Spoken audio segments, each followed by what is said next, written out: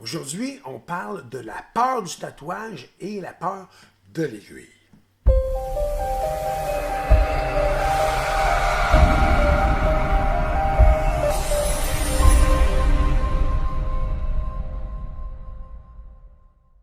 Salut gang, Wizo Studio Rockzone Tattoo, une capsule cette semaine qu'on va parler des gens qui ont peur, qui s'empêchent de se faire des tatous, de se faire tatouer par la peur de l'aiguille ou la peur tout simplement du tatouage. Tout d'abord et avant tout, n'oubliez pas une chose que la peur, c'est normal. La peur, c'est sain et c'est humain. Il faut juste en parler et décortiquer où elle est, où elle se situe et quoi faire pour la surmonter. Avant toute chose, parlez-en à votre tatoueur. Non pas aux cousins, aux voisins, belle-sœur, beau-frère, parce que souvent les réponses qu'ils vont vous donner, c'est des réponses qui sont... Souvent la peur est associée à l'inconnu. C'est normal.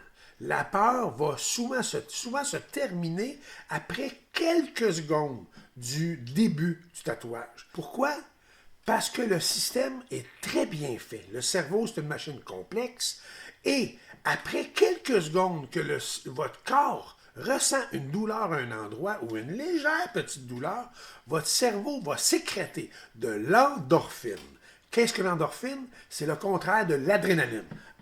C'est un liquide que le cerveau envoie à un endroit bien précis pour justement engourdir légèrement cette partie-là et faire en sorte que la douleur est contrôlée.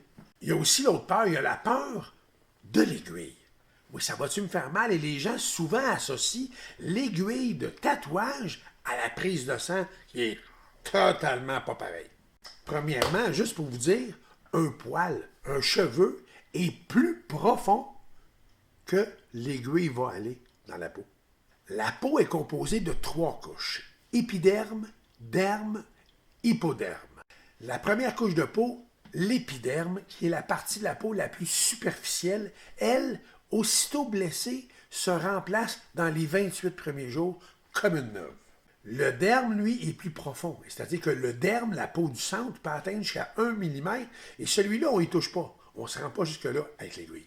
Parce que justement, parlons-en, l'aiguille à tatouage va percer environ 0,1 mm à l'âge jusqu'à 0,4. C'est pas vraiment profond.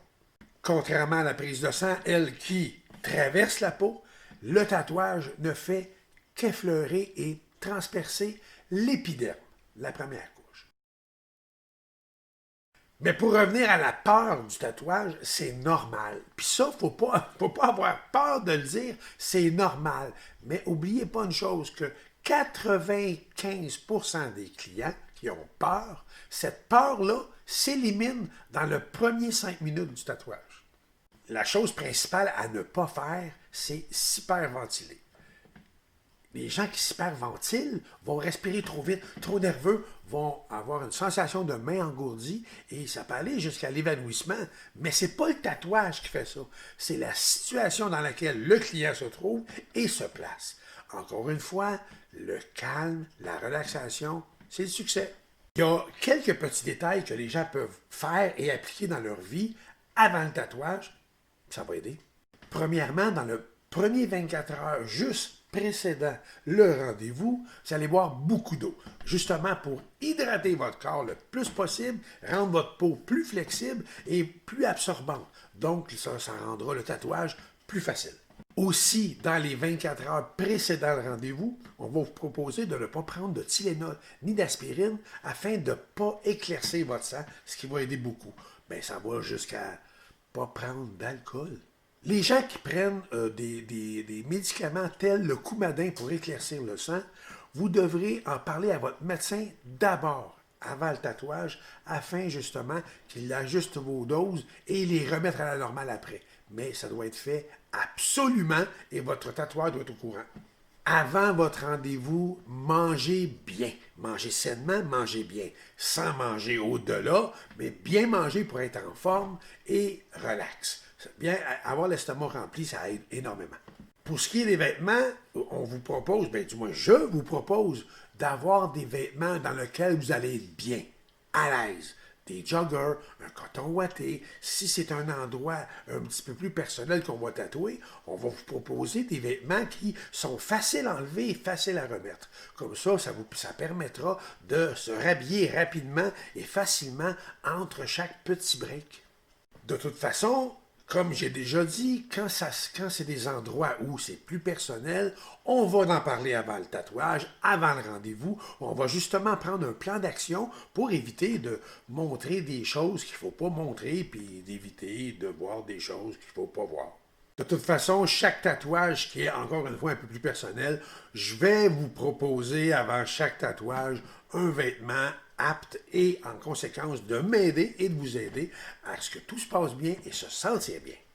Si le rendez-vous de tatouage est prévu pour être plus long qu'un standard, bien, je vous propose d'apporter une barre tendre ou des barres céréales pour justement, lors d'un petit break, parce qu'on va sûrement prendre un petit break, prendre juste un petit quelque chose à manger pour vous donner encore des forces pour continuer. Mais en gros, sachez d'abord et avant tout que la peur, c'est normal de la ressentir, mais il faut en parler. Il faut en parler au tatoueur afin justement d'ouvrir une porte sur une discussion qui pourra vous rassurer, vous expliquer et que la situation de tatouage se passe à merveille.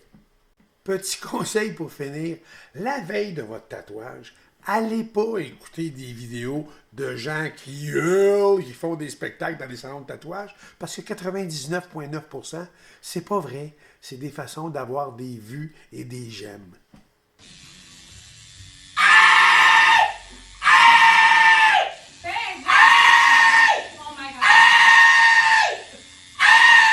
Dites-vous, je termine là-dessus, c'est pas compliqué. Avec le calme, tout se passe bien. Et le tatoueur va faire en sorte pour faire le reste. Puis quand vous êtes calme et reposé, ça se passe à merveille. C'est ce qui m'a fait notre capsule de cette semaine. Merci beaucoup d'être là, d'avoir été là. Merci beaucoup de me suivre. Si vous n'êtes pas follower de ma page, je vous invite à le faire en cliquant s'abonner et en cliquant sur la petite cloche à côté, ce qui vous enverra une notification vous disant qu'il y a une nouvelle capsule qui est en ligne. Merci beaucoup. C'est toujours agréable de te faire ce petit bout de travail-là une fois par semaine pour vous. Merci de me suivre. Puis on se donne rendez-vous la semaine prochaine.